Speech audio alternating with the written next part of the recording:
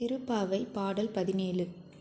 அம்பரமே தண்ணீரே சோரே அறம் செய்யும் எம்பெருமான் நந்தகோபாலா, எழுந்திராய். கொம்பனார்க்கு எல்லாம் கொழுந்தே குலவிளக்கே, எம்பெருமாட்டி யசோதாய் அறிவுராய்.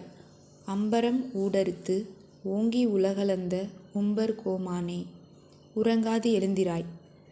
செம்பொற் கழலடி செல்வா பலதேவா, உம்பியும் நீயும் உறங்கலோர் எம்பாவாய். பொருள்: ஆடைகளையும் குளிர்ந்த நீரையும் உணவும் பிறர் திருப்திப்படும் அளவுக்கு தர்மம் செய்யும் எங்கள் தலைவரான நந்தகோபரே, தாங்கள் எழுந்தருள வேண்டும்.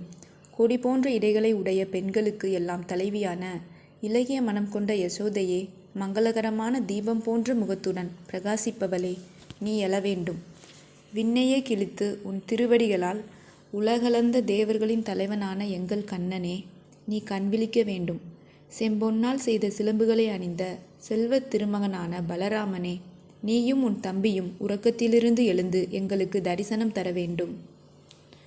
விளக்கம்: திருப்பாவையில் வாமன அவதாரத்தை சிறப்பாக பாடுகிறாள் ஆண்டாள்.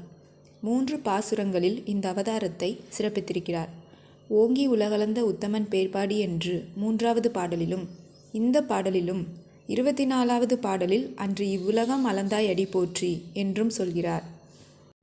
அசுரனாயினும் நல்லவனான மகாபலி தேவர்களை அடக்கி கர்வம் கொண்டிருந்தான்.